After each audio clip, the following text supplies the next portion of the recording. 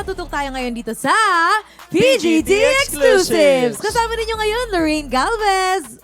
Ako naman, Wise Estabilio. Siyempre, huwag nating kakalimutan na gamitin ang ating official hashtag for tonight at kasama natin ngayon ang Automatic Dance Crew! Yay! Go! Hello, congratulations sa inyo. Napakakukulay nyo naman for tonight.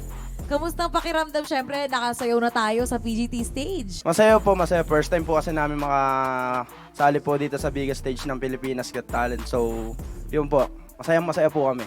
Yes! At ano naman yung pakiramdam ninyo na kayo ay pasok na sa next round ng competition? Ikaw naman, Rick.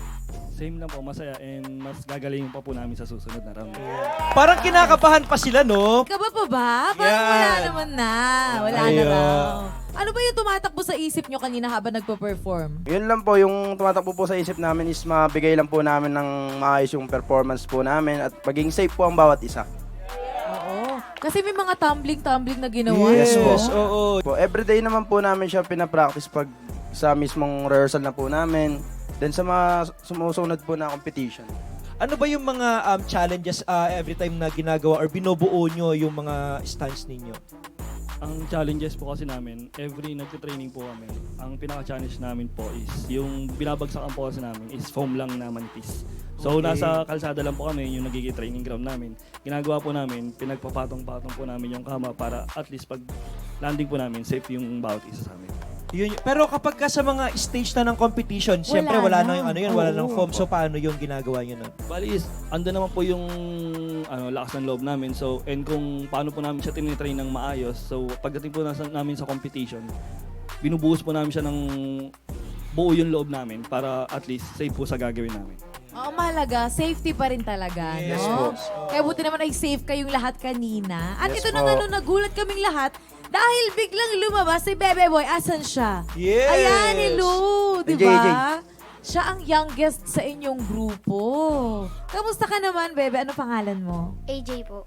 AJ, kamusta ka? Ako naman po. Kamusta yung naging performance nyo kanina? Nag-enjoy ka ba? Sobra po. Yun. AJ, gusto kong malaman, ilang taon ka nung na-discover mo na, ay, magaling pala akong sumayaw.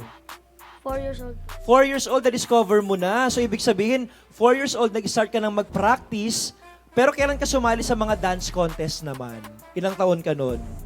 Mga ano po, 7. So, 4 years mo lang ine-enjoy yung pagsasayaw. Opo. Wow, happy naman ako para sa'yo. Yes. Pero kayo ba, as a group, anong pakiramdam na iba-iba yung edad nyo habang sumasayaw kayo sa stage? So, ano lang po, chemistry lang po sa bawat isa. So, para magpantay-pantay lang po kami. Walang taas, walang baba. At least, nasa gitna lang po, lahat. So kung ano yung ikina-strict nyo sa kasing edad nyo, ganun din yung stricto nyo kay AJ, tama ba? Ah, ganun. Pero alam nyo, challenging naman kasi talaga, especially kapag kaiba-iba ng edad yung isang grupo. Ang importante ay sumusunod kayo doon sa leader, di ba? Totoo. At dahil iba-iba yung edad ninyo, paano ba nabuo tong grupo ng Automatic Dance Crew? Automatic lang doon. Automatic siya nangyari. Oo. Yes po, automatic lang. Ay, hindi, charis po. Yun po, since mga bata po kasi kami na discover lang din po kami ng mga founder po namin, mga kuya namin, sa street po namin. Yun po. Ah, so sa kalsada. Opo, sa kalsada po kasi nagtatamblingan po kami, naglalatag po kami ng mga kama. Yun po. Napansin din po nila kami na nagpa-practice sumayaw. So, bumuo po sila.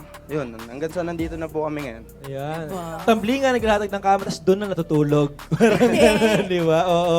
Pero ano naman ang masasabi nyo sa reaction ng mga judges kanina? Based naman po sa mga sinabi nila. So, yung sa feedback po nila sa ginawa namin, masaya naman po kami kasi na-appreciate po nila yung ginawa po namin. Hindi lang po sila, pati po yung mga audience. Yes po. Diba? At nakaapat kayong yeses. Congratulations! Thank you po. Nasabay-sabay nilang sinabi na, Yes! Diba? Yes! Saya-saya.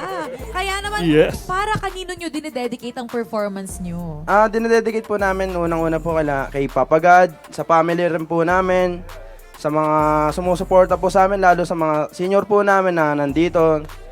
Dito po ngayon. Yun po sa mga teacher din po ng mga ka-member ko na nag-aaral pa. Yun po, dinededicate po namin yung performance din namin para sa inyo. Yes! Grabe, alam nyo, sobrang excited kami sa ipapakita nyo pa sa susunod na round. Kaya naman, congratulations once again! Automatic Dance Crew!